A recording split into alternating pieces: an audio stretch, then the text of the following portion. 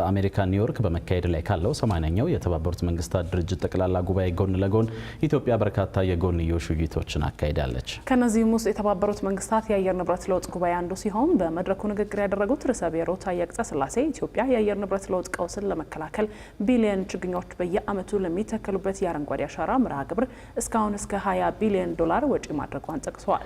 80ኛው የተባበሩት መንግስታት ድርጅት ጠቅላላ ጉባኤን የተመለከቱ ጉዳዮችንና ርዕሰ ብሔር ታዬ ከጉባኤው ጎን ለጎን ያከናወኗቸውን ውይይቶች እንደሚከተለው በዝርዝር ተመልክተነዋል። 80ኛው የተባበሩት መንግስታት ድርጅት ጠቅላላ ጉባኤ በአሜሪካ ኒውዮርክ እየተካሄደ ይገኛል። በዚሁ ስብሰባ ላይ እየተሳተፉ የሚገኙ የተለያዩ ሀገራት መሪዎችም የዓለም አሁናዊ ሁኔታዎችን በንግግሮቻቸው ዳሰዋል። የዓለም ፈተናዎች የሚባሉት ሁሉ በየዓመቱ በሚካሄዱት የተመድ መደበኛ ጉባኤዎች ላይ እየተነሱ ዓለም የጋራ መፍትሄ እንዲሰጣቸው ቢጮህም እስካሁን የመጣ ለውጥ ግን አለመኖሩ በዚሁ 80ኛው የተመድ ጉባኤ ላይ ተነስቷል። የሩሲያ ዩክሬን ጦርነት፣ የመካከለኛው ምስራቅ ቀውስ፣ የቀይ ባህር ውጥረትና በየሀገራቱ የሚፈጠሩ የውስጥና ድንበር ዘለል ቀውሶችን በተባበረ ክንድ ለመፍታት ጥሪ ቢደረግም ጠብ ያለ የመፍትሄ ተግባር እንደሌለ ነው መሪዎቹ እየጠቀሱ ያሉት። ዓለም እርስ በርሱ መቆራቆዙ ሳይበቃው የአየር ንብረት ለውጥ ደግሞ ሌላ ፈተና የደቀነ ጉዳይ እየሆነ መጥቷል።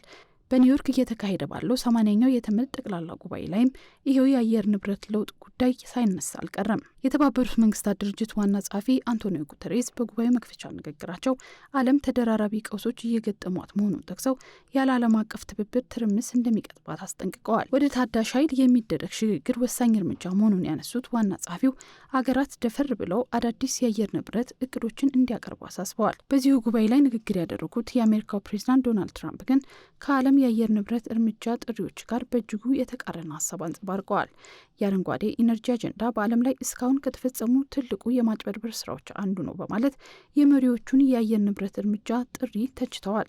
ትራምፕ በዚህ ንግግራቸው ዓለም አቀፍ የአየር ንብረት ስምምነቶች ተግባራዊ እንዲሆኑ በቀረቡ ጥሪዎች ላይ ቀዝቃዛ ውሃ ቢቸልሱም የአየር ንብረት ለውጥ የሚያሳስባቸው የተመድ አባል ሀገራት ግን እዛው ኒውዮርክ በዚሁ ጉዳይ ላይ የጎንዮሽ ጉባኤ አካሂደዋል። በዚህኛው ጉባኤ ላይ ንግግር ያደረጉት የተመድ ዋና ጸሐፊ አንቶኒዮ ጉተሬስ ባለፉት 10 ዓመታት ውስጥ የዓለም የሙቀት መጠን ከነበረበት 4 ዲግሪ ሴልሺየስ ወደ 3 ዲግሪ ሴልሺየስ ዝቅ ማለቱን ጠቅሰው አሁንም ይህንን ለማስተካከል አዲስ እቅድ ያስፈልገናል ነው ያሉት። አሁን ያሉት መለኪያዎች ሙሉ በሙሉ ከተተገበሩ የዓለም የሙቀት መጠን ጭማሪ ከ4 ዲግሪ ሴልሺየስ ወደ 3 ዲግሪ ሴልሺየስ እና ከዚያ በታችም ሊቀንስ ይችላል። አሁን ላይ ለ2035 አዲስ እቅድ ያስፈልገናል። አሁን ካለው አቅም በላይና በፍጥነት መተግበር የሚችል እቅድ ከ1.5 ዲግሪ ሴልሺየስ መለኪያ ጋር መጣጠም በሚችል መልኩ የበካይ ካርበንን መጠን በመቀነስ ሁሉንም አይነት በካይ ጋዞችንና ዘርፎችን በማካተት በዓለም አቀፍ ደረጃ ፍትሐዊ የኢነርጂ ሽግግርን ማፋጠን ያስፈልጋል። በመድረኩ ንግግር ያደረጉት የኢፌዴሪ ርዕሰ ብሔር ታዬ አጽቀሥላሴም አፍሪካ በዓለም የአየር ንብረት ለውጥ ያላት ሚና አነስተኛ ቢሆንም በአየር ንብረት ለውጥ ተጽዕኖ ዋጋ እየከፈለች ነው ያሉ ሲሆን በዚህም አፍሪካ ለታዳሽ ቴክኖሎጂ አስፈላጊ የሆኑ የተፈጥሮ ሀብቶች ያላት እንደመሆኗ በዓለም የአየር ንብረት ላይ የመሪነት ሚና መጫወት እንዳለባት አስገንዝበዋል። አፍሪካ በአየር ንብረት ለውጥ ጉዳይ ለዓለም የሚተርፍ መፍትሄ አላት ያሉት ፕሬዚዳንቱ ቢሊዮን ችግኞች በየዓመቱ የሚተከሉበት የኢትዮጵያ የአረንጓዴ አሻራ መርሃ ግብር የታዳሽ ኃይል ልማት እንዲሁም የአፈርና ውሃ ጥበቃን በምሳሌነት ጠቅሰዋል።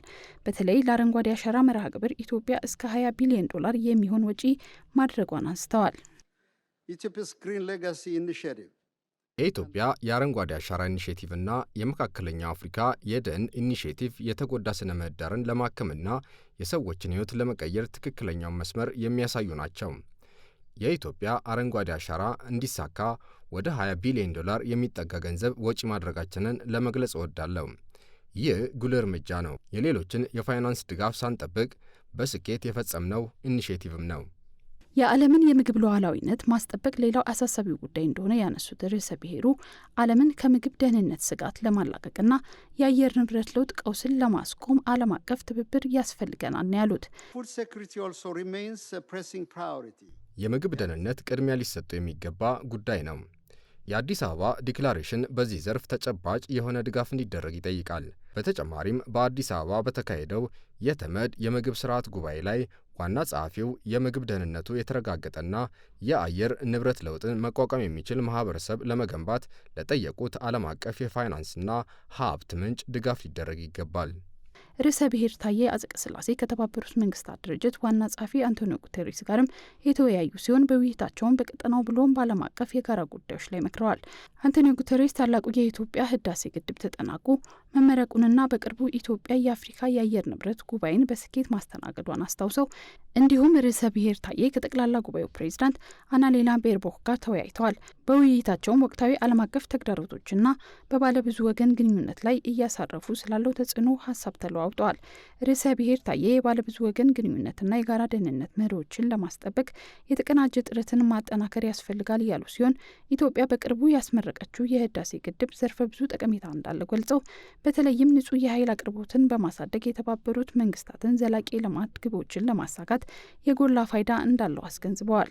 አናሌና ቤርቦክ በበኩላቸው የተባበሩት መንግስታት ቻርተር መርሆችን ማክበርና መጠበቅ ለዓለም ሰላምና ልማት መረጋገጥ ወሳኝ መሆኑን ተናግረዋል። በተመሳሳይ ርዕሰ ብሔር ታዬ ከጠቅላላው ጉባኤ ጎን ለጎን አፍሪካን በኤሌክትሪክ ለማዳረስ ዓላማ ባደረገው ተልእኮ 300 የኢነርጂ ኢኒሽቲቭ ላይ ተሳትፈዋል። ኢትዮጵያ ተልእኮውን መቀላቀሏ እያካሄደችው ያለውን የኢነርጂ ማሻሻያ የሚያጎላ እውቅና በመሆኑ ትልቅ ምዕራፍ እንደሆነ ተጠቅሷል። ኢትዮጵያ ኢነርጂን ለማዳረስ ትልቅ ዓላማ ይዞ የተነሳው ተልእኮ 300 አባል መሆኗ ዓለም አቀፍ የፋይናንስ ተደራሽነቷን እንደሚያሳድግም የውጭ ጉዳይ ሚኒስቴር መረጃ ያመለክታል። ይህ የኢነርጂ ጥቅል የኢትዮጵያን ሰፊ የታዳሽ ኃይል አቅም ስራ ላይ ለማዋል ቀጠናዊ የኃይል ትስስርን እንደሚያሰፋም ተጠቅሷል። ይህ ስኬት ኢትዮጵያ በአፍሪካ የንጹህ ኢነርጂ ትራንስፎርሜሽን ውስጥ ያላትን ሚና ከማጠናከር ባለፈ የአህጉሪቱን የኃይል እጥረት ለመቅረፍና ዘላቂ ልማትን ለማጎልበት እንደሚያበረታታም ተነግሯል።